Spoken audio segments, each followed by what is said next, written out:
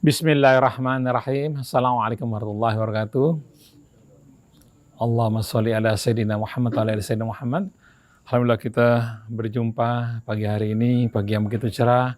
Alhamdulillah juga di sini hadir sebagai tamu yaitu Pak Kle, Pak Wafi, kemudian Pak Hasan Sajali, juga Ustadz Fitra. Alhamdulillah mau menambah kita semangat, dan di kamera ada Neza. Baik, kita jumpa lagi dalam acara dialog dan tanya jawab. Kami akan menjawab pertanyaan-pertanyaan masuk dari pendengar. Nanti akan dijawab oleh Ustadz Husein Al-Hassas dan juga Ustadz Hamzah Al-Atas. Alhamdulillah sudah hadir semua. Assalamualaikum Ustadz Husein, Ustadz Hamzah. Baik, kita mulai acara ini dengan membaca Al-Fatihah. A'udzu billahi minasy syaithanir rajim. Bismillahirrahmanirrahim. Alhamdulillahi rabbil alamin. Ar-Rahmanir Rahim. Maliki yaumiddin. Iyyaka na'budu wa iyyaka nasta'in.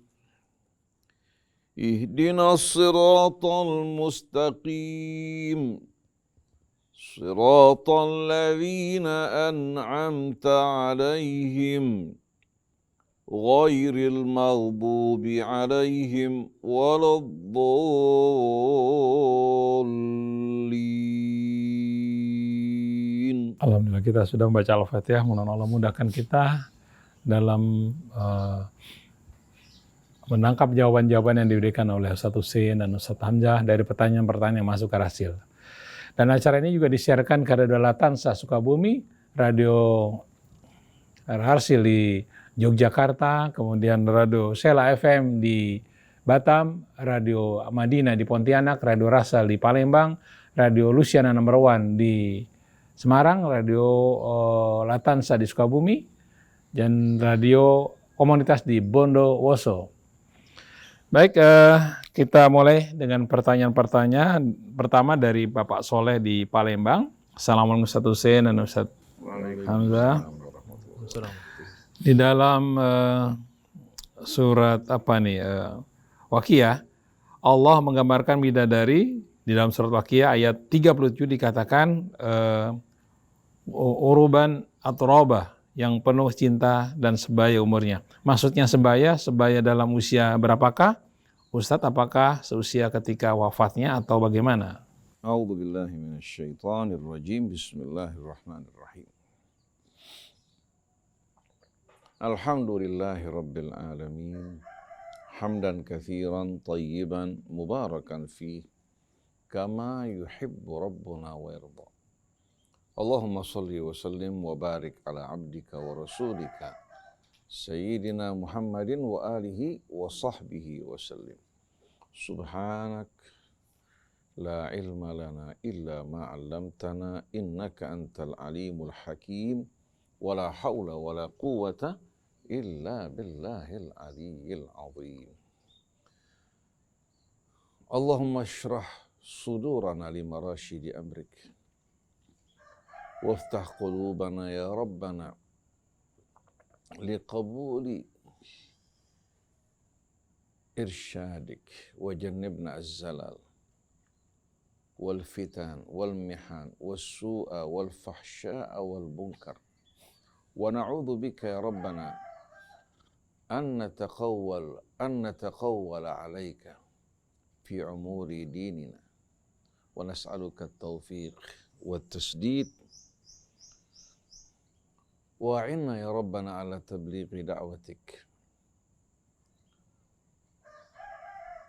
بالحكمة والموعظة الحسنة وأخلص نياتنا وتقبل أعمالنا وأدخلنا يا ربنا في زمرة نبيك محمد صلى الله عليه وآله وسلم مع الذين أنعم الله عليهم من النبيين والصديقين والشهداء والصالحين وحسن أولئك رفيقا ذلك الفضل من الله وكفى بالله عليما.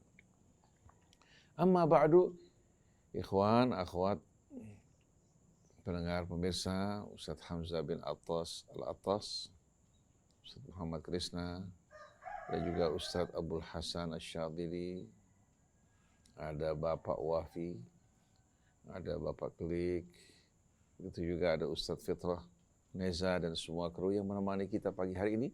Semoga kita semua baik pada hari ini, seterusnya senantiasa dalam rahmat Allah, hidayah dan petunjuknya.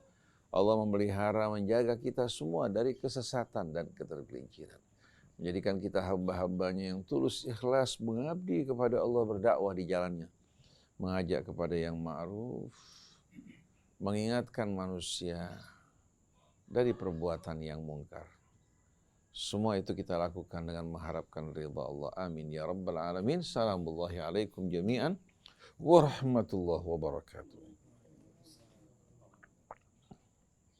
Ada sebahagian orang beranggapan bahwa surga itu disediakan hanya untuk kaum laki-laki, untuk memenuhi hasrat mereka dan birahi mereka. Sedangkan wanita, peran mereka hanya sebagai apa? Sebagai penyalur dan pemuas. Bagi apa? Bagi kaum pria. Sebetulnya pemahaman semacam ini muncul disebabkan karena banyaknya riwayat hadis, ya, yang mengatasnamakan Nabi kita Muhammad SAW dan dipertanyakan kebenarannya.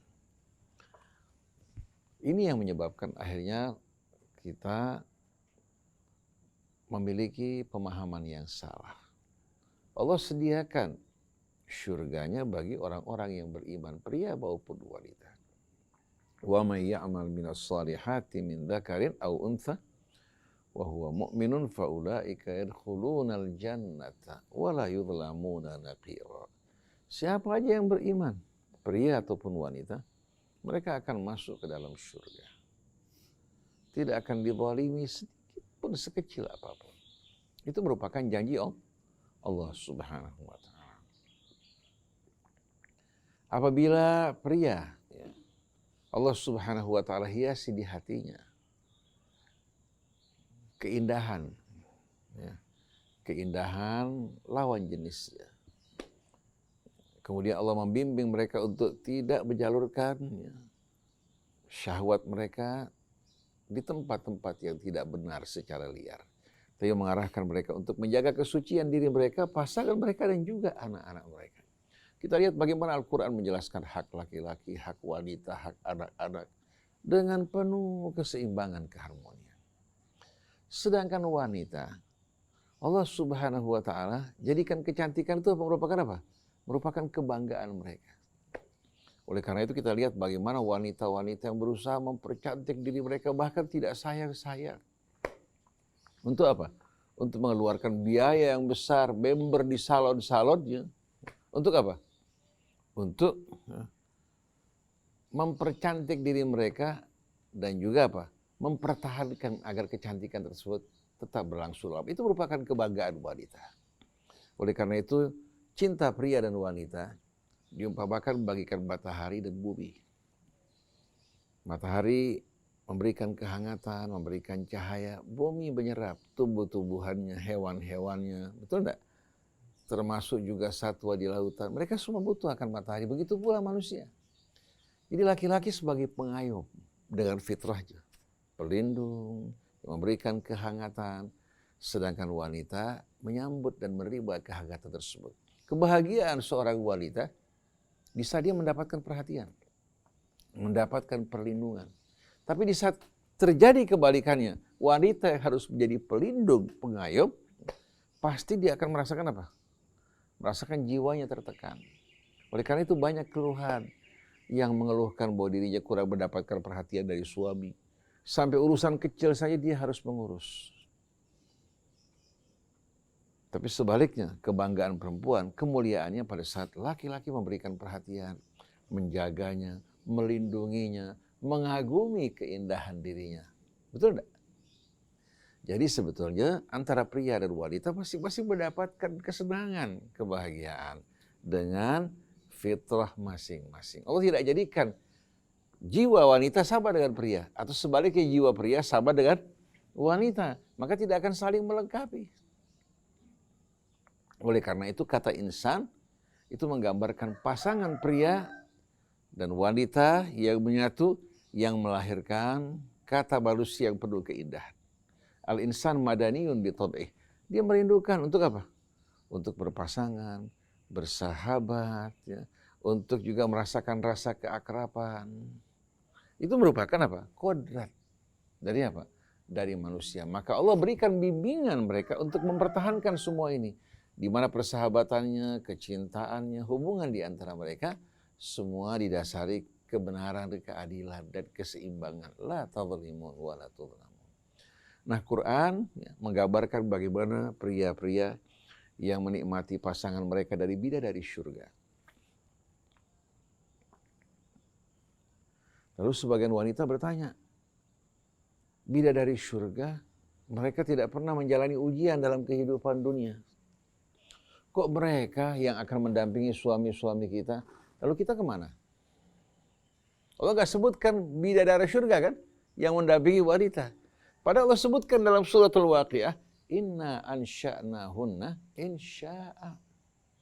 Wanita-wanita di dunia, ya, dengan fisik duniawi, ya, dengan keterbatasannya, Allah akan daur ulang kembali, akan ciptakan mereka berbeda dengan keadaan sebelumnya. Faja'alnahunna abkara, kami kembalikan mereka menjadi gadis-gadis uruban atroba yang begitu hangat, mesra ya, dengan suami mereka. Kemudian usia mereka sebaya pada usia-usia apa? Wanita yang sedang indah-indahnya. Berapa kira-kira? Nggak mungkin 50 tahun. Nggak mungkin juga 40 tahun kan? Karena masa-masa jaya wanita itu, ya, kalau 30-an aja sudah apa? Masa-masa di mana wanita berada pada kondisi yang indah, matang, sempurna bagikan delima yang telah matang. Allah nggak sebutkan berapa, tapi mereka akan berada pada usia yang sama pada saat ya, saat jayanya wanita seperti delima yang sedang matang. Bagaimana coba pemandangan indah? Masya Allah. Oleh karena itu Allah bilang ka'annahunnal yaqutu wal marjan. Kulit mereka, wajah mereka bagikan yakut yang warnanya putih dan marjan yang merah. Jadi tidak perlu merah pipi, tidak perlu ke salon. Nah sebetulnya bidadari syurga adalah wanita-wanita beriman. Cuma keadaan mereka beda dulu sama sekarang. Dulu harus ke salon, dulu mereka buang kotoran, dulu juga bau tidak sedap. Di sana mereka akan menjadi wanita yang betul-betul berbeda. Adapun kata-kata hurun id ka'amthalil lu'lu'il maknun, hur ini sebetulnya artinya bukan bidadari. Hur jamak dari haura. Haura itu wanita-wanita yang matanya bagaimana? Yang matanya jeli, kemudian pandangannya betul-betul apa? Menghanyutkan. Sampai orang-orang Arab bilang apa? Innal uyunal lati fi tarfiha hawarun qatalnana wa ma yuhyina qatlana. Sesungguhnya wanita-wanita yang pada mata mereka ada hawar, ya, itu membinasakan kami dan tidak menghidupkan kami lagi. Artinya menggambarkan bagaimana pria-pria yang tertawa. Mereka umpamakan biasanya mata ini mirip dengan rusa atau kijang. Rusa kijang, coba perhatikan matanya, bisa dia memandang tuh. Betul enggak? Jadi hurun in gambaran wanita yang matanya jeli, kemudian ada apa? Ada hawar, ada pandangan yang betul-betul mengesankan dan menawan. Hingga laki-laki begitu memandang, langsung terkapar. Dikuasai oleh pesona wanita tersebut. Nah, wanita-wanita syurgawi nanti, dari wanita-wanita beriman, kalau mereka bersuami, dua-duanya masuk ke dalam syurga, mereka akan dipasangkan. Kalau seandainya suaminya tidak beriman, dia akan dipasangkan dengan pria lain yang akan mendampingi diri. Kalau seorang wanita menikah lebih dari satu wanita, ya, Allah akan berikan pilihan nanti suami mana yang paling dicintai, yang akan mendampingi diri. Makanya jadi suami harus baik-baik sama istri. Jangan sampai di akhirat nanti istri bilang, saya nggak mau sama kamu. Kamu suka nyakitin saya, nyelekit kalau ngomong. Akhirnya dipilih suami yang terbaik dari mereka semua. Allah akan betul-betul mengatur dengan penuh keadilan dan kesempurnaan. Apa alasan saya untuk mengatakan hal ini? Pertama, kita tahu bahwa surga itu untuk orang yang beriman, beramal soleh, berjuang di jalan Allah. Sedangkan bidadari surga, kalau mereka memang ada di surga, tanpa perjuangan sebelumnya kita bertanya atas dasar apa mereka ya menikmati kenikmatan surga tanpa perjuangan. Begitu juga yang masuk ke dalam api neraka juga orang-orang yang telah ingkar, lalai dan durhaka pada Allah Subhanahu wa taala. Tapi sayang yang kita dengar dalam riwayat kalau orang membaca selawat sekian kali akan mengawini 100 bidadari. Orang kalau berbuat ini akan mendapatkan ini semua akan membuat apa? Akhirnya apa? Seolah-olah surga buat laki-laki, ya. Kemudian bidadari surga itu berbeda dengan wanita-wanita dunia. Memang berbeda antara mereka di surga sama mereka di bumi. Di bumi, kalau mereka katakan mengeluarkan aroma yang tidak baik, pemandangan yang tidak baik, ucapan yang nyelekit umpamanya, atau katakan kecemburuan di sana, wa naza'na ma fi qulubihim min ghillin ikhwanan ala sururim mutaqabil. Jadi bidadari surga sebetulnya ya, adalah wanita-wanita yang beriman, yang diciptakan ulang inna ansha'nahunna insya'a faja'alnahunna abkara. Kalau pria-pria mereka beriman, bersama mereka Allah akan satukan mereka. Oleh karena itu wanita, kalau hidupnya di dunia bersama seorang laki-laki yang menganiaya dirinya, tidak baik akhlaknya, dia tidak perlu berkecil hati. Dia beramal untuk mempersiapkan kehidupan akhir nanti. Laki-laki ini kalau tidak sadar, tidak layak baginya di surga nanti. Begitu juga seorang laki-laki di saat dia menikah dengan seorang perempuan. Perempuannya bersikap tidak baik, tidak perlu dia berduka, bersedih. Allah akan berikan ganti yang lebih baik. Tapi ingat, bukan karena nasab, bukan karena kedudukan, bukan karena status sosial, bukan karena ketampanan, kecantikan, tapi iman takwa yang akan memasukkan dirinya ke dalam tempat kebahagiaan tersebut. Dan wanita tidak akan kecewa. Soalnya banyak wanita mengatakan, enak betul bidadari yang rampas suami kita. Betul nggak? Enak betul bidadari yang rampas suami kita. Si laki-laki langsung jawabannya apa? Kamu harus terima perempuan. Nggak ada jawaban sama sekali, apa namanya? Jawaban yang mengesankan, tapi seolah-olah memang surga untuk laki-laki. Laki-laki diizinkan untuk berbuat sesuka hatinya. Wanita adalah makhluk yang lebih inferior dibandingkan laki-laki. Penyebab dosa yang menyebabkan laki-laki turun dari surga wanita. Ini semua kebohongan yang tidak terdapat dalam Al-Quran, tapi terdapat dalam perjanjian lama. Jadi kata-kata ruruban, ya, itu menggambarkan wanita ini bukan wanita yang jual mahal, tapi berdekat kepada suaminya. Dan si wanita di saat melakukan hal ini penuh kebahagiaan. Itulah pasangan cinta antara laki-laki dan wanita. Bagaimanapun cantiknya wanita, indahnya kalau tidak hangat, laki-laki akan menjauh. Betul nggak Mas? Begitu juga bagaimanapun tampannya pria kalau tidak punya kepribadian, menjadi seorang pengayom, pelindung, jatuh martabatnya. Apalagi kalau mau numpang hidup. Pergi medikur, pedikur ke salon, bersihkan diri, mandi susu, ditanya, kenapa kamu laki-laki? Mau numpang hidup. Capek kita kerja usaha, mendingan kita apa? Deketin perempuan-perempuan yang bisa buat kita nyender. Kejadian sekarang ini banyak laki-laki seperti ini. Betul nggak Marisa? Banyak yang luar biasa. Tapi laki-laki yang sebenarnya adalah qawwamuna 'alan nisa. Bukan berkuasa. Memimpin, membimbing, mengayomi, dan meluruskan. Jadi mudah-mudahan insya Allah dipendengar semua yang wanita jadi bidadari surga. Amin. Yang pria insya Allah jadi bidadaranya. Diselamatkan dari api neraka, dijauhkan dari fitnah.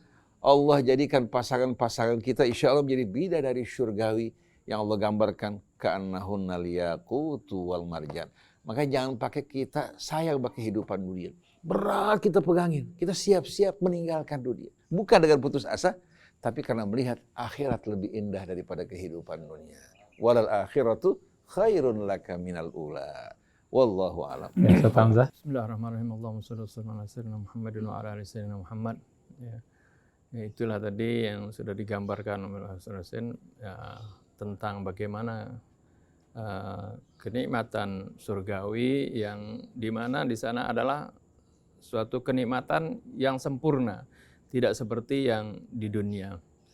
Ya, dan juga apa yang dimaksud mereka itu sebaya? Tentunya mereka sebaya dalam usia yang sebaik-baiknya, ya. Bukan kalau ketika seperti kalau orang sudah tua, ya. Kan itu dalam di dunia saja usia seperti ini ya, sudah mengalami keterbatasan, kelemahan, dan kendala-kendala lainnya.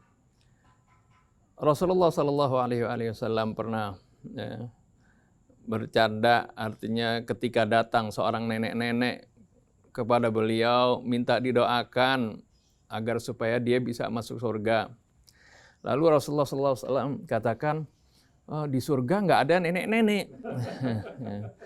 Nenek ini sedih gitu ya. Dia bersedih ya. Aduh, bagaimana ya Rasulullah, saya nggak bisa masuk surga tuh.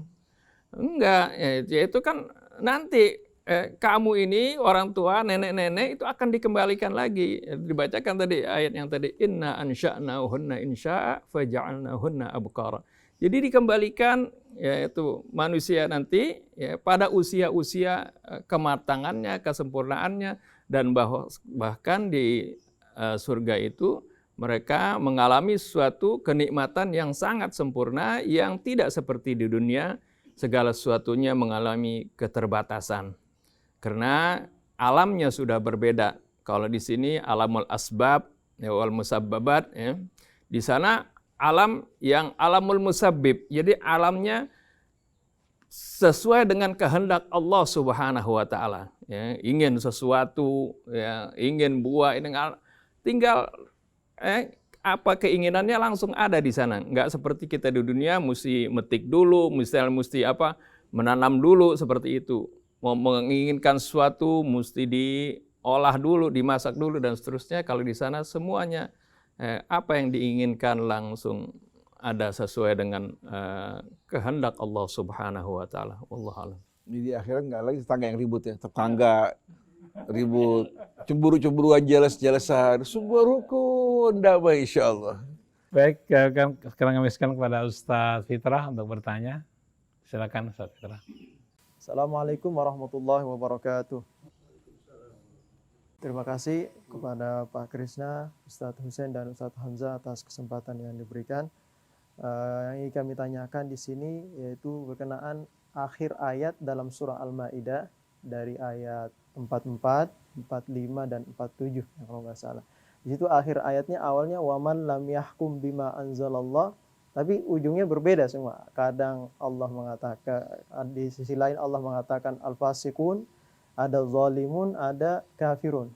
Dan di sini di mana kita bisa memposisikan kapan seseorang itu ketika melakukan pelanggaran, ya, dia dikatakan zalimun atau dia dikatakan fasikun atau kafirun. Karena ada sebagian orang ketika ada sebagian saudara-saudara kita yang muslim melanggar perintah-perintah Allah langsung dijustis kafir seperti itu. Dengan berlandaskan ayat ini, padahal di ayat lain kan ada kadang fasikun, ada kadang kafirun dan gitu. Kadang zalimun. Bagaimana kita menempatkan ayat tersebut? Ya, itu saja mungkin yang kami tanyakan. Terima kasih atas kesempatan. A'udzubillahi minasyaitonirrajim. Bismillahirrahmanirrahim. Rabbana zidna ilman wa alhiqna bis-shalihin. Kalau kita ingin memahami Al-Quran dan penempatan setiap kata, cara yang terbaik kembali kepada Al-Quran. Seperti dalam kajian kita sebelumnya, kita ingin tahu apa itu bashar sebetulnya, apa perbedaannya dengan insan. Caranya bagaimana? Kita kumpulkan ayat-ayat ya, yang berisikan kata bashar tersebut. Kira-kira digunakan untuk apa? Kemudian ayat-ayat yang berhubungan dengan insan, kumpulkan semua, kita akan temukan ternyata kalau kata bashar pada ayat yang terdapat kata tersebut digantikan dengan insan tidak akan tepat. Karena ketika digunakan kata bashar itu, orang-orang kafir menggunakan kata tahqir. Hal hadza illa basyarum mithlun. Bukankah ini in hadza illa basyarum mithlun? Ini kan bashar seperti kita. Bashar kan kulit. Maksudnya dari darah, daging seperti kita, apa kelebihannya? Tapi di saat bicara mengenai insan, bicara mengenai pasangan pria dan wanita. Laqad khalaqnal insan fi ahsani taqwim. Diambil dari kata ins, haywanul insi menggambarkan hewan yang jinak, yang akrab, yang begitu dekat dengan yang memeliharanya kan. Bahkan sering kadang-kadang apa? Menjilat, menarik, berada di pangkuannya. Itulah gambaran manusia. Pria dan wanita, satu kesatuan yang saling merindukan, membutuhkan, dan perlu kehangatan satu dengan lainnya. Itu penggunaan kata insan itu menggambarkan pasangan pria wanita yang melahirkan satu kesatuan. Tidak mungkin pria menjadi insan, wanita menjadi insan, kecuali kalau dua-duanya. Nah, jamaknya adalah unas. Jamaknya unas. Unas jamak dari ins. Dijamak menjadi unas, cuma kalau masuk alif lam, kalau disebutkan hamzahnya berat, al-unas supaya dibuang hamzahnya, ya ayyuhan nas. Asalnya unas, seperti al-ilah dalam bahasa Arab. Al-ilah berat enggak? Berat sebutannya, dibuang hamzahnya jadi Allah. Tapi kalau kita memanggil Allah al-ilah atau masukkan harfu nida berat. Tapi kalau dibuang apa?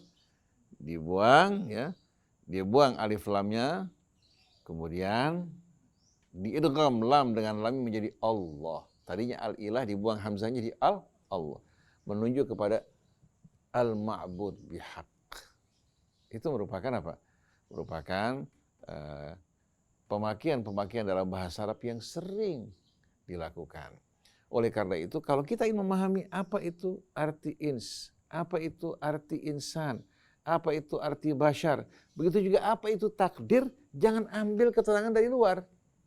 Sama aja orang, mobilnya Mercy, spare partnya rusak, ambil dari Honda. Masuk nggak? Nggak bakal masuk. Oleh karena itu Al-Quran yufassiru ba'duhu ba'dha. Ketika Imam Ali membacakan firman Allah, Allahu nazzala ahsanal hadithi kitaban mutasyabiha, mathaniya, beliau bacakan ucapan tadi. La tadribul Qur'ana ba'dahu bi ba'dhin li'annahu yufassiru ba'dahu ba'dha. Jangan benturkan Quran satu sama lain karena dia saling menafsirkan. Bagaimana dikatakan nur kalau masih membutuhkan penerangan dari luar? Repotnya kita menafsirkan ayat Quran kembali kepada Taus, Ikrimah, Suddi, ya, dan sekian banyak mufassir yang kadang-kadang menggiring kita jauh dari Al-Quran. Nah, begitu juga berkaitan dengan penutup dari setiap ayat dalam suratul Maidah pada ayat 44, 45 atau 47 kita temukan penutupnya masing-masing berbeda. Walaupun apa? Walaupun kita lihat ya, keterangannya menerangkan hal yang sama. Wa man lam yahkum bima anzalallahu faulaika humul kafirun. Berikutnya wa man lam yahkum bima anzalallahu faulaika humul zalimun. Kemudian yang terakhir wa man lam yahkum bima anzalallahu faulaika humul fasiqun. Kita lihat coba keterangan Al-Qur'an. Masing-masing penutupnya berada pada apa? Pada keadaan yang sesuai dan tepat. Inna anzalna at-Taurah fiha hudan wa nur. Sesungguhnya kami telah menurunkan kitab Taurat. Di dalamnya terdapat petunjuk dan cahaya. Petunjuk dengan sendirinya menunjukkan seseorang ya, kepada hal yang benar dan tepat. Dan juga cahaya. Tidak dibiarkan hanya ditunjukkan, tapi diterangi dari atas. Karena walaupun kita tahu, kalau gelap gimana? Fiha hudan yahkumu bihan nabiyyuna alladzina aslamu lilladzina hadu. Para nabi yang berserah diri kepada Allah, mereka menghukum di tengah-tengah umatnya dengan kitab ini. Kemudian warrabbaniyun, mereka menghukum di tengah-tengah orang Yahudi dengan kitab Taurat. Kemudian warrabbaniyun, dan para rabbani. Para rabbani. Rabbani kalau kita perhatikan adalah orang-orang yang menekuni mempelajari kitab dan mengajarkannya.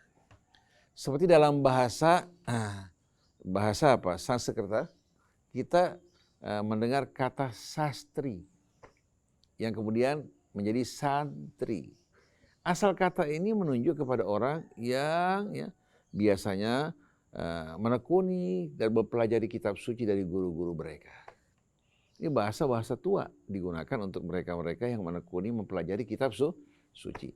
Kalau bahasa Sanskertanya sastri atau santri, bahasa Qur'annya Rabbani. Rabbani seperti yang Quran jelaskan dalam surat Al-Imran, walakin kunu rabbaniin bima kuntum tu'allimunal kitab wa bima kuntum tadrusun. Jadilah kalian para rabbani yang mengajarkan kitab dan mempelajarinya. Kata Rabba yurabbi tarbiyatan, mereka mendidik umat dengan apa? Dengan Alkitab. Tapi yang mendidik harus paham. Betul enggak? Jadi kita namakan ulama Rabbani itu adalah ulama-ulama yang mengabdi kepada Allah untuk melayani apa? Melayani kitab sucinya, menerangkannya kepada umat manusia. Yahkumu bihan nabiyun. Para nabi menghukum ya, untuk orang-orang Yahudi. Kemudian war rabbaniyun, dan para rabbani. Wal ahbar, jamak daripada hibr, itu ulama-ulama Yahudi mereka. Hibr diambil dari tinta, mereka menulis Alkitab, mempelajarinya juga mengajarkannya. Jadi yahkumu bihan nabiyun alladzina aslamu lilladzina hadu war rabbaniyun bimastuhfidhu min kitabillahi wa kadu alaihi syuhada. Karena nabi, para rabbani, para ahbar, mereka diamanatkan Allah untuk menjaga, menjadi apa? Guardian, pelindung Al-Quran. Pelindung kitab Taurat sebelumnya. Mereka menjaga, mempelajarinya, mengamalkan dan mengajarkannya. Jadi kita ini para ulama, tidak bisa sama sekali kita menyampaikan sesuatu yang bukan dari Allah kalau mengaku sebagai ulama. Di mimbar diisi dengan guyon, dagelan, tawa, kebohongan. Apalagi kita berbicara jauh dari kitab Allah Subhanahu wa ta'ala. Jadi bimastuhfidhu, ya, mereka diamanatkan, diperintahkan untuk menjaga wa kanu alaihi syuhada, dan mereka akan menjadi saksi di dunia sebagai saksi bahwa mereka telah menyampaikan amanat Allah, ya. Artinya mereka telah tahu dan menerima pemberitahuan, di akhirat mereka akan dipanggil oleh Allah. Begitu dipanggil, Allah akan bertanya, Ustadz Fulan, kamu sudah menyampaikan amanat Allah belum? Kalau belum, kemudian ditanya para pengikutnya, kalian sudah mendengar peringatan belum dari ulama-ulama kalian? Belum. Maka sebelum mereka, ulama-ulamanya akan dibawa menuju api neraka karena mereka mengabaikan dan mengkhianati amanat Allah. Jadi seharusnya orang di saat ya, dia berkedudukan sebagai seorang alim, rakyat harus tahu tugasnya menyampaikan kitab Allah. Bukan cerita ya, atau menyampaikan guyon dan tawa yang tidak berhubungan dengan kitab Allah. Kita dibatasi untuk menyampaikan kitab Allah. Oleh karena itu bisa kita menyampaikan sunnah Nabi juga yang berhubungan dengan kitab Allah, bukan menggiring kitab Allah. Wa kanu alaihi syuhada. Setelah itu Allah katakan apa? Bimastuhfidhu min kitabillahi wa kanu alaihi syuhada fala takhshawun nasa wakhshawni wa la tashtaru bi ayati thamanan qalila. Maka jangan kamu takut pada manusia. Jangan takut pada manusia. Karena manusia ini tidak mampu membahayakan kamu tanpa seizin Allah. Tapi wakhshawni, takut padaku. Kalau aku menghendaki bahaya bagi kalian, bencana, tidak ada seorang pun yang kuasa melindungi kalian. Bahkan orang yang kalian dambakan perlindungannya, begitu dalam kubur, mereka akan meninggalkan kalian. Di hari kebangkitan, mereka juga tidak akan bertanggung jawab. Jadi fala takhshawun nasa wakhshawni wa la tashtaru bi ayati thamanan qalila. Jangan juga kalian jual belikan ayat-ayatku dengan harga murah karena ingin kedudukan, ingin jabatan, ingin menyenangkan atasan, ingin mendapatkan imbalan, kalian jual ayat Allah dengan harga yang murah. Setelah itu Allah Subhanahu wa taala katakan, "Wa man lam yahkum bima anzalallah." Siapa yang tidak berhukum sesuai dengan apa yang Allah turunkan, faulaika humul kafirun, berarti mereka orang yang ingkar. Pertama, mereka ingkar kepada Tuhan mereka. Ulama-ulamanya kalau tidak menghukum dengan kitab Allah juga, mereka ingkar khianat kepada Allah Subhanahu wa taala yang menciptakan mereka, yang memberikan mereka kemuliaan, yang memberikan mereka akal dan ilmu, tahu-tahu mereka gantikan apa yang datang dari Allah dengan selainnya, dengan alasan bahwa ini kan negara Indonesia bukan negara Islam. Mesir mengatakan juga ini bukan negara Islam. Kita tidak peduli apapun namanya, yang jelas kamu adalah hamba Allah, ciptaan Allah. Kamu berakal dengan karunia Allah, begitu juga berilmu. Rezeki yang kamu makan, tempat yang kamu diami, pasangan kamu, anak-anak kamu dari mana asalnya? Oleh karena itu kalau kamu berkhianat, menolak hukum Allah, berarti kamu termasuk orang-orang yang ingkar. Ini tidak ada sama sekali apa? Tawar-menawar dalam hal ini. Tepat nggak? Disebutkan kata ingkar, ya, karena mereka menolak kitab Allah digantikan dengan yang lain. Lalu perhatikan kata zalim pada keterangan berikutnya. Wa katabna alaihim fiha. Dan kami tetapkan dalam kitab Taurat, an-nafsa bin nafsi, jiwa dengan jiwa. Orang membunuh, ya, kita kembalikan pada keluarganya. Kamu menuntut apa? Dihukum mati sesuai dengan apa yang diperbuat, atau kamu mengikhlaskan memberikan maaf dan siap untuk menerima pembayaran ganti rugi, atau mengikhlaskan sama sekali. Jadi yang menghukum pemerintah, tapi memfasilitasi dan membela hak keluarga yang menjadi korban. Kalau keluarganya bilang, saya minta ganti rugi, maka dengan sendirinya apa? Pemerintah menekan pihak pembunuh untuk membayar ganti rugi. Setelah itu si pembunuh dipenjara dulu. Karena ini tindakan kriminal.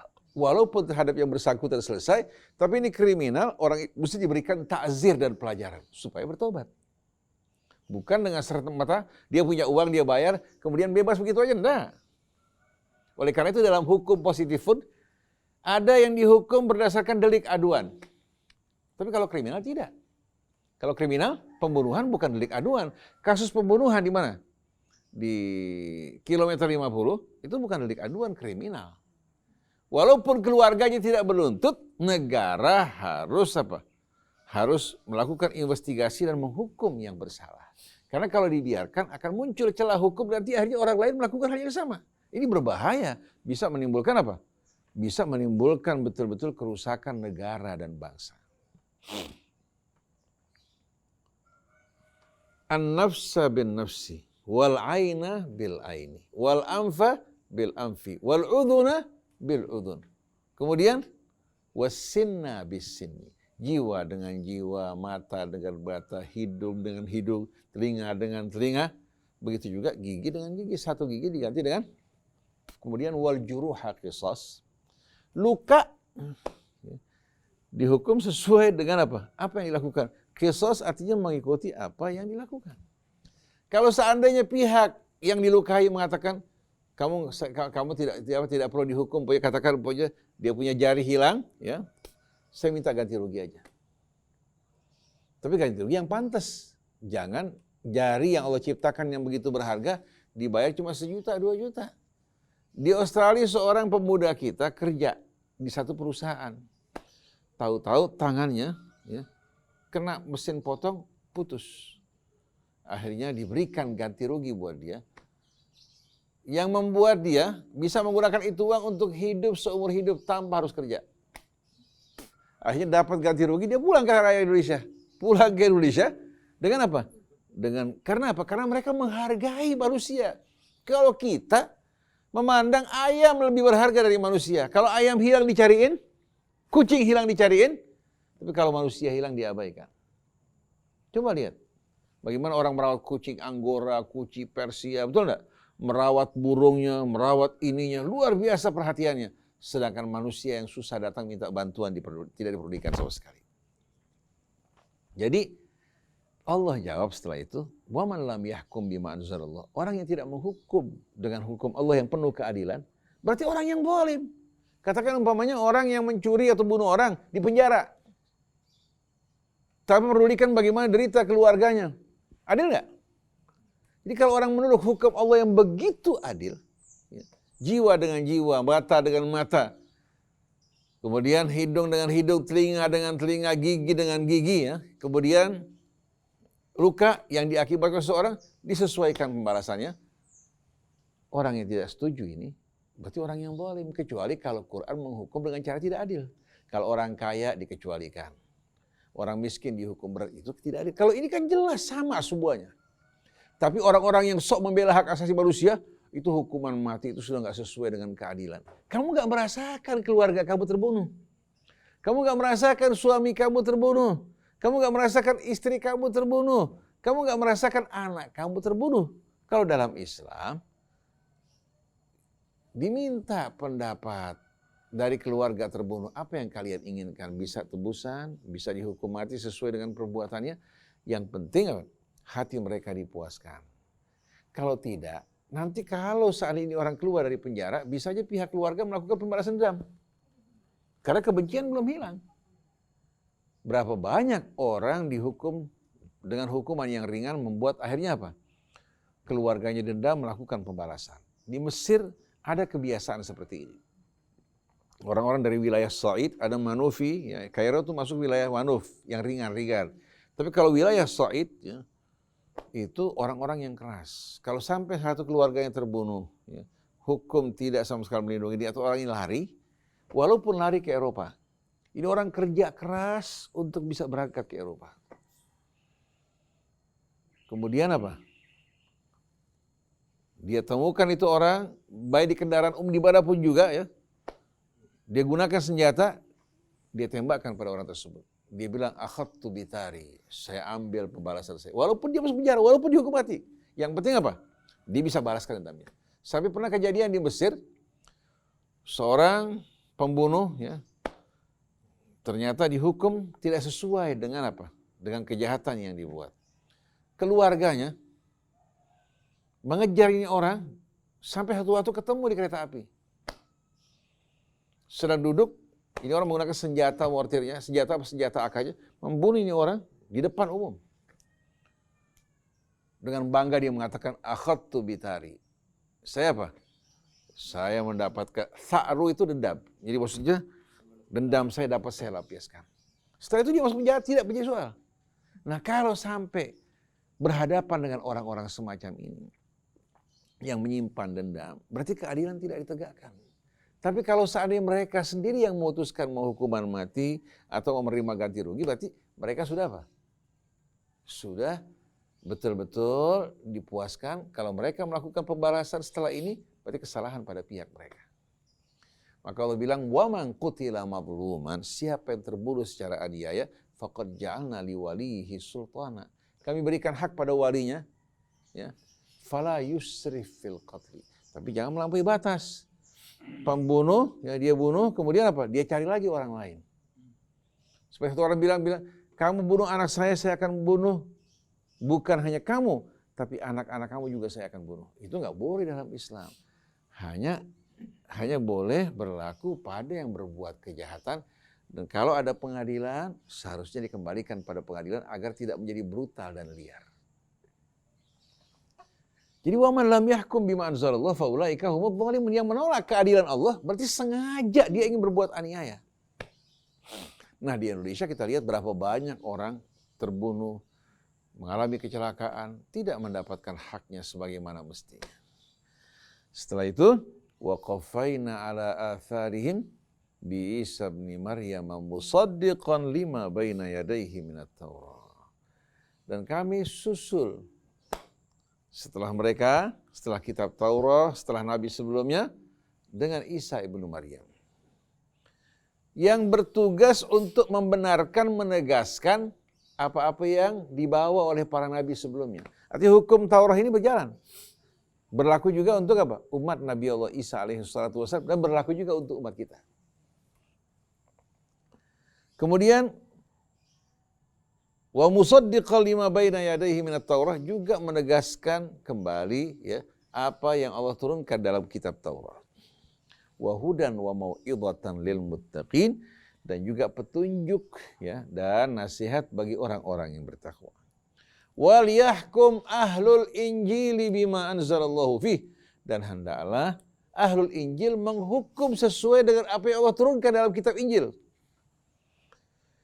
Wa man lam yahkum bima anzalallahu fa ulaika humul fasiqun, yang menolak untuk menghukum dengan hukum Allah, mereka adalah orang-orang yang fasik. Tahu kata fasik enggak?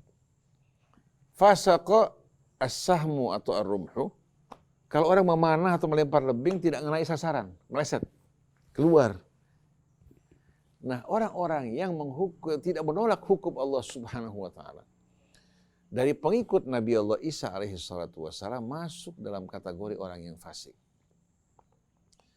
Allah berikan peringatan-peringatan pada umat sebelumnya. Mereka mengetahui dengan jelas bagaimana yang terjadi pada umat Nabi Allah Musa dan seterusnya. Ya. Allah Subhanahu wa ta'ala kirimkan Nabi Allah Isa dengan berbagai macam keutamaan dan kelebihan sebagai bukti yang jelas bagi mereka. Mereka tahu kebenaran, mereka tolak. Bahkan mereka berupaya untuk membunuh Nabi Allah Isa alaihi salatu wassalam. Jadi hukumnya, ketika berbicara mengenai hukumnya, menolak, zalim. Tapi yang menolak Isa alaihi salatu wassalam, jelas-jelasan mereka adalah orang-orang yang fasik, yang memang tidak menginginkan kebenaran walaupun mereka tahu. Dan yang disesatkan oleh Allah adalah orang-orang fasik. Yudhillu bihi katsira wa yahdi bihi katsira wa ma yudhillu bihi illal fasiqin. Jadi penempatan setiap kata dalam Al-Quran itu luar biasa indahnya. Nah, berikutnya berbicara mengenai Al-Quran. Nah, selebihnya Ustaz Hamzah silakan. Bismillahirrahmanirrahim. Allahumma shalli wa sallim ala sayyidina Muhammadin wa sallam Muhammad. Sebenarnya ini Ustaz Fitra, apa yang Allah Subhanahu wa taala kemukakan akhir-akhir ayat ini adalah bentuk dari hikmatul Quran ya. Min madahiri hikmatul Quran, hikmat ayat Quran. Ini termasuk bagian dari bagaimana ketelitian Al-Quran di dalam menempatkan kalimat ya. Seperti ya, jadi akhir setiap itu adalah menggambarkan sebelumnya ya. Faulaika humudz zalimun, menggambarkan ya apa yang sudah dijelaskan tadi sebelumnya, ayat-ayat sebelumnya. Begitu juga faulaika humul kafirun. Sama di dalam ayat-ayat yang lain seperti ketika ya, Nabi Allah Isa berdoa, mohon kepada Allah, Allahumma anzil alaina ma'idatan minas sama'i takunu lana 'idan li awwalina wa akhirina wa ayatan minka. Akhirnya apa? Warzuqna wa anta khairur razikin. Karena mintanya rezeki di akhirnya, ya Allah, sungguhnya engkau adalah khairur razikin. Ya. Seperti ya di dalam surah Al-Jumu'ah juga, wa idza ra'aw tijaratan aw lahwan infaddu ilaiha wa tarakuka qa'ima qul ma 'indallahi khairum minal lahwi wa minat tijarah wallahu khairur razikin. Begitu juga kalau kita minta doa sama Allah, kita minta, ya Allah, ya ampunilah dosa kami ya Allah, innaka antal ghafurur rahim. Jangan bilang innaka anta khairur razikin, bukan. Jadi kan sesuai kan, disesuaikan dengan sebelumnya. Begitu juga Nabi Zakaria ketika berdoa, ya wa Zakaria idznada rabbahu rabbi la tadharni fardan wa anta khairur raziqin, ya, khairul warithin, ya, khairul warithin itu disesuaikan. Jadi ya Nabi Zakaria minta itu supaya punya anak kan. Ya, akhirnya di kalimat ini bukannya wa anta khairul raziqin tapi wa anta khairul warithin. Ya, begitu juga kalau minta doa, minta ampun kepada Allah ya. Seperti qala rabbi inni zalamtu nafsi faghfirli faghfara lahu innahu huwal ghafurur rahim. Jadi selalu ya ayat-ayat Quran itu akhirnya ya disesuaikan dengan biasanya penyebutan nama Allah itu disesuaikan dengan konteks yang sedang dibicarakan. Seperti tadi ya, berbicara tentang kan seorang kezaliman orang, bagaimana hukum Allah itu mengqisas kan. Kalau orang yang tidak melakukan itu, mereka zalim karena dia hukum yang sebelumnya kan bicara tentang qisas. Ya, juga bagaimana orang yang memiliki ilmu, memutarbalikkan ilmu al-ahbar wal yahud itu, dan mereka menyembunyikan kebenaran, memutarbalikkannya, mereka kafir. Kafir kan salah satunya dari itu menutupi kebenaran. Wallahu a'lam, seperti itu. Baik, selanjutnya pertanyaan dari Bapak Suryanto di Lampung. Assalamualaikum Ustaz Husein dan Ustaz Hamzah. Kami ingin mendapat penjelasan mengenai surat Ibrahim ayat 48. Yaitu pada hari ketika bumi diganti dengan bumi yang lain, dan demikian pula langit dan mereka manusia berkumpul di padang mahsyar dan menghadap Allah Subhanahu wa taala. Tubaddalu ya.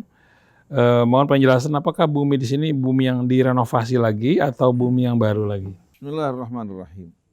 Rabbana zidna ilman wa alhiqna bis salihin. Allah bilang dalam Al-Qur'an, yauma tubaddalul ardu ghairal ardi was samawat wa barazu lillahil wahidil qahar. Wa taral mujrimina yawma idzin muqarranina fil asfad sarabiluhum min qatiranin wa taghsha wujuhahum. Allah Subhanahu wa taala katakan, ketika kamu menyaksikan bumi ya. Bumi apa? Bumi yang akan didiami manusia di hari akhir nanti berbeda dengan bumi sebelumnya. Bumi sebelumnya diciptakan untuk apa? Untuk kehidupan sesaat yang singkat. Tidak layak lagi untuk kehidupan manusia ya, yang kekal. Bumi yang sekarang ini tempat orang berusaha, bercocok tanam, bertani. Betul enggak? Berdagang. Sedangkan bumi yang di sana nanti bukan lagi berada pada alam al-asbab wal musabbabat, tapi yang ada alam al-jaza. Alam balasan war ridha, dan keridhaan bagi orang-orang yang beriman, dan keputusasaan bagi mereka-mereka yang ingkar. Jadi kita lihat orang yang beriman ditempatkan di bumi yang baru, yang keadaannya, karakteristiknya, wataknya berbeda dengan kondisi bumi saat ini yang Allah sediakan bagi manusia untuk menjalani ujian. Tapi kalau yang di sana, ya, untuk menjalani balasan dan menerima karunia dari Allah. Yauma tubaddalu ardu ghairal ard was samawat. Begitu pula langitnya pun diganti. Atap langit juga diganti berbeda. Kalau langit sekarang ini, langit ya yang menaungi bumi yang saat ini ada. Tapi nanti berbeda dengan keadaan saat ini. Wa barazu lillahil wahidil qahar. Mereka semua tampil di hadapan Allah al-wahid al-qahar. Di dunia mereka yang enggak mengakui Allah al-wahid al-qahar tidak akan mendapatkan tempat tersebut. Wa taral mujrimina yawma idzin muqarranina fil asfad. Sedangkan orang-orang yang berbuat kejahatan, kamu akan lihat pada hari tersebut muqarranin, disatukan dalam rantai yang mengikat mereka. Jadi bukan sendiri-sendiri, muqarranin.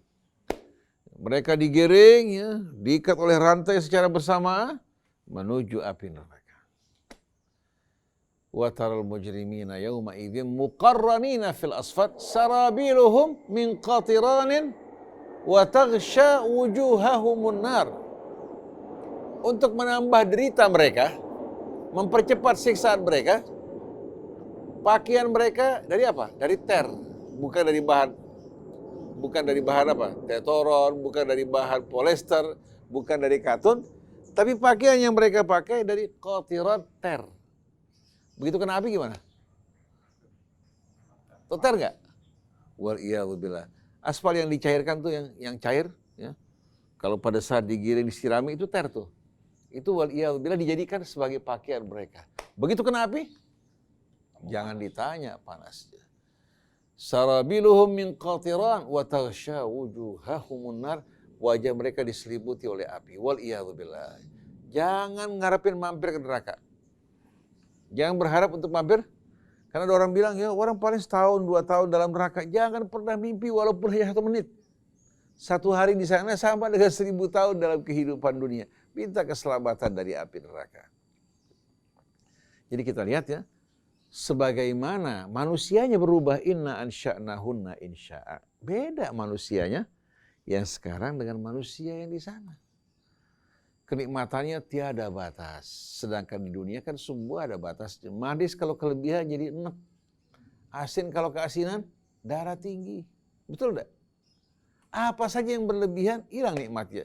Kita makan nasi kalau kelebihan, waktu lapar nikmat. Begitu lebih, kita merindukan daging, tapi kalau terus makan daging, tapi kalau di sana Allah kasih subhanallah kenikmatan tiada tara yang tidak mungkin kita gambarkan. Karena apa? Karena kita selalu mengukur segala sesuatu dengan kehidupan dunia di sini. Seperti orang katakan mau pergi ke luar negeri, pergi ke luar negeri, ke Mekah, ke Madinah, dia nanya, di Mekah kira-kira ada jambu bol nggak ya? Di Mekah kira-kira ada ini nggak? Ada itu nggak? Dia ukur dengan kebiasaan dia. Dengan kebiasaan dia. Seperti kita ketemu sama orang Mesir yang agak lugu.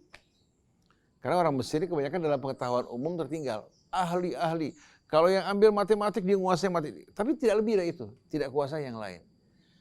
Datang di metro, di tram, dia bertanya, di Indonesia nanti ada nggak metro seperti ini? Induku sayarah, di Indonesia ada mobil.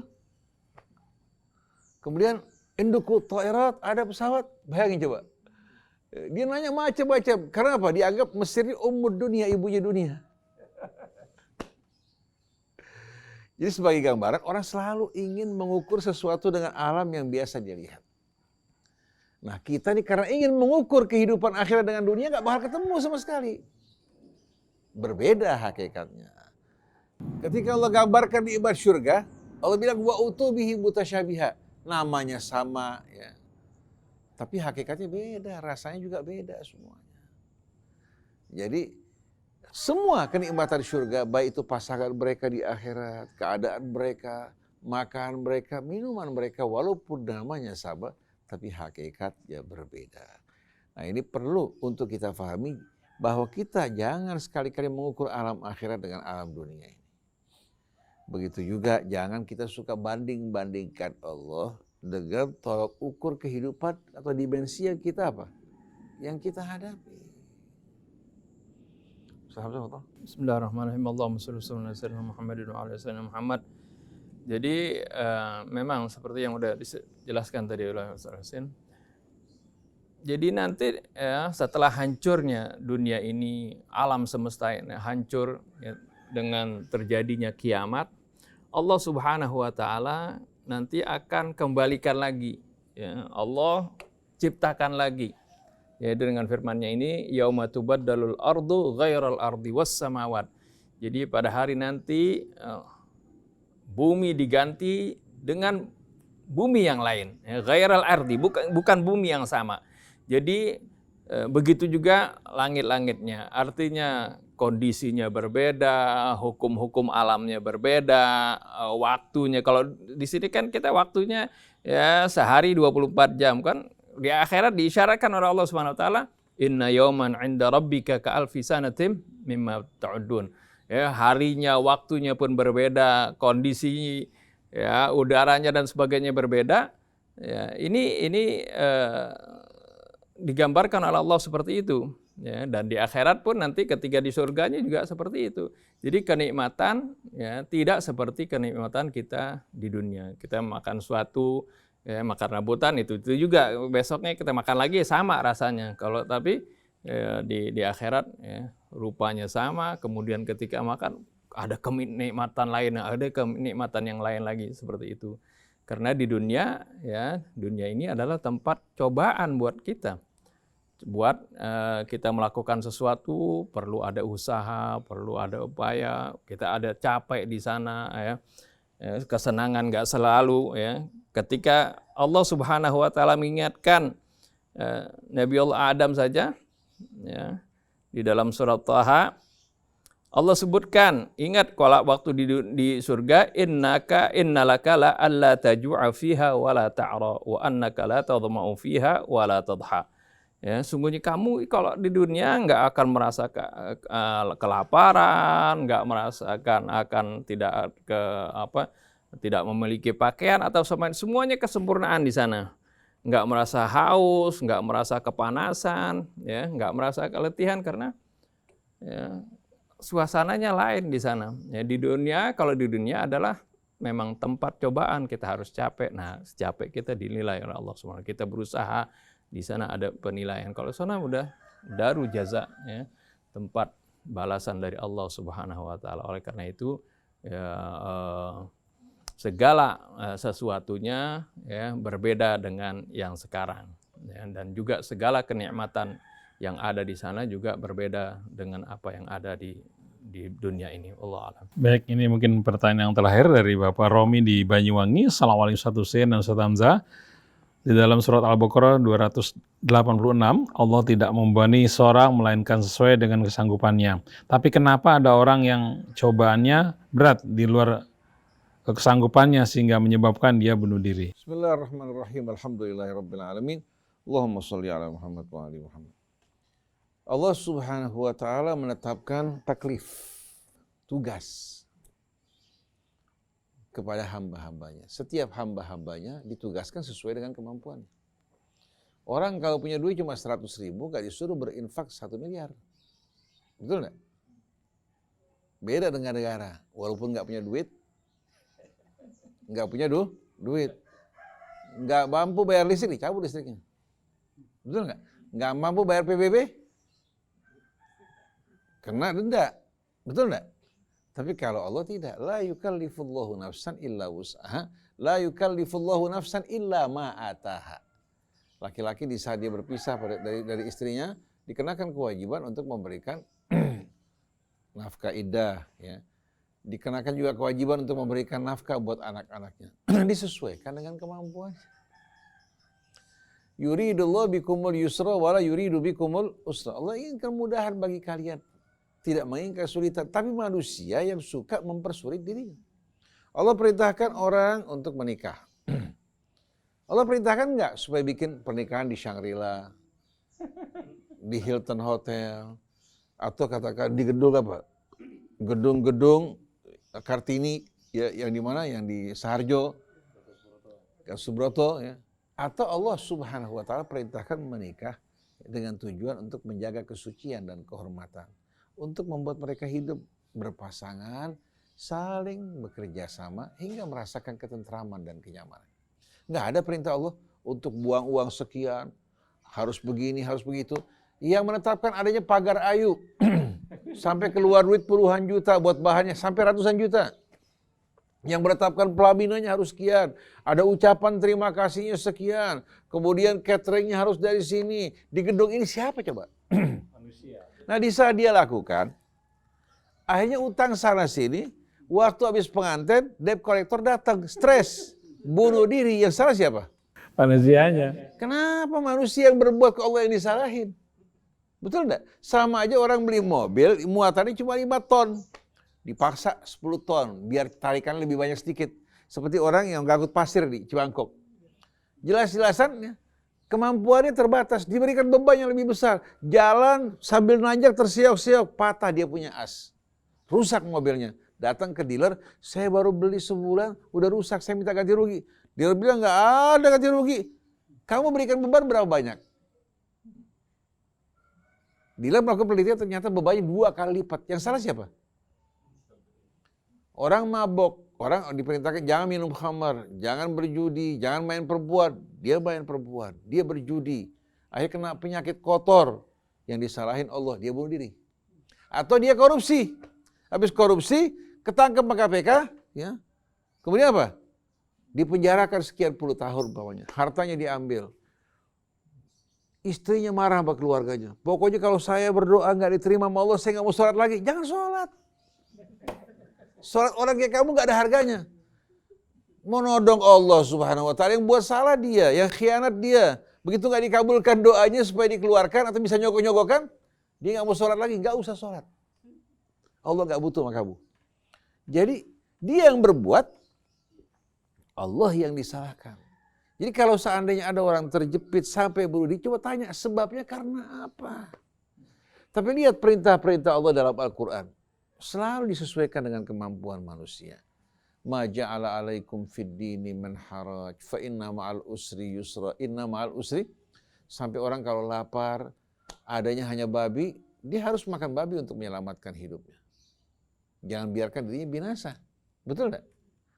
Begitu juga ya, pada saat dia terjepit dalam kondisi yang berbahaya, kalau dia melakukan satu pelanggaran, Allah Subhanahu wa Ta'ala berikan keringanan buat dia.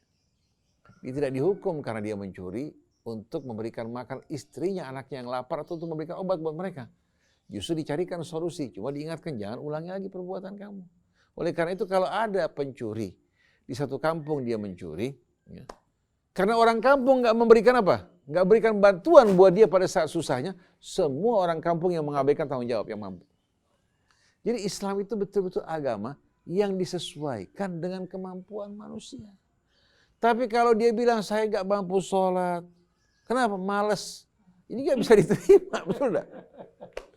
Saya nggak mampu berhenti minuman keras, karena apa? Saya suka. Saya nggak mampu berhenti merokok, ya, karena saya kecanduan merokok. Lalu sakit, paru-parunya kena kanker. Kemudian dia frustasi, putus asa, bunuh diri. Apa karena Allah berikan beban yang lebih berat? Tidak, dia merusak dirinya. Jadi jangan sekali-kali kita menyalahkan Allah, padahal kesalahannya apa? Gara-gara kita. Wallahu a'lam. Baik, alhamdulillah itu jawaban untuk Bapak Romi di Banyuwangi.